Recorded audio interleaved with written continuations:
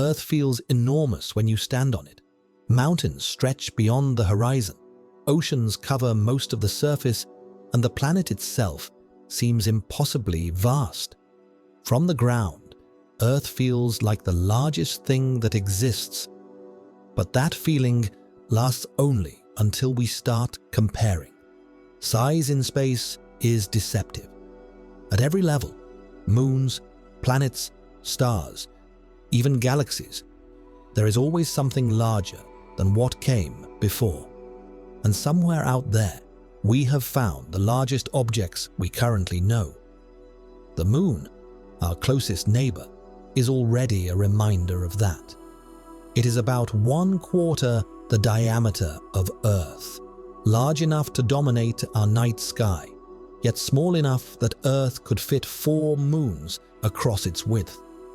Even so, the Moon is not the largest moon in the solar system. Jupiter's moon, Ganymede, is bigger. Larger than the planet Mercury, Ganymede spans over 5,000 kilometers in diameter, making it the largest moon in the solar system. Place Earth next to Jupiter, the largest planet in our solar system, and that sense of scale immediately collapses. Jupiter is more than 11 times wider than Earth. It is the largest planet in our solar system, and likely close to the upper limit of how large planets can form. By volume, it could hold over 1,000 Earths inside it. Its mass alone outweighs all the other solar planets combined. And yet, even Jupiter is only a planet. When we compare planets side by side, they feel impressive because they are familiar. But planets represent only the smallest rung on the ladder of cosmic size. But not everything in space is large. Between planets, smaller bodies drift quietly through the solar system. Asteroids come in all shapes and sizes, and most are far smaller than we imagine. One example is the near-Earth asteroid Bennu. Bennu is roughly 500 meters across. If placed next to Earth, it would disappear completely. Yet objects this small still matter. Despite its size, Bennu carries enough mass to reshape landscapes if it were to strike a planet. In space, even relatively small objects can have outsized effects. Size alone does not determine impact. Next to the Sun, every planet shrinks. The Sun is about 100 times wider than Earth and contains over 99% of the total mass of the entire solar system. More than 1 million Earths could fit inside its volume. From our perspective, it feels like a giant, an object so dominant that everything else seems to orbit in submission. But the Sun is not unusual. It is an average star. Our closest stellar neighbor, Proxima Centauri, is much smaller. It is only about 1/7 the diameter of the Sun. So small that if it replaced our Sun, it would appear as a faint red disk in the sky. And yet, Proxima Centauri is still a star. When placed beside other stars, the Sun begins to lose its dominance. Some stars are smaller and cooler, barely large enough to sustain nuclear fusion. Others grow far larger than the Sun ever will, swelling as they age and burning their fuel at an enormous rate. Some stars end their lives compressed into neutron stars, objects with more mass than the Sun, squeezed into a sphere no wider than a city. They are reminders that in space, extreme size can also mean extreme smallness. But most of the largest stars we see are still alive. Red supergiant stars can reach diameters hundreds or even thousands of times greater than the Sun. If one replaced the Sun at the center of our solar system, its outer layers could extend beyond the orbit of Mars. Even blue supergiants, though far more compact, are still tens to hundreds of times wider than the Sun, massive luminous stars burning their fuel at an extreme rate.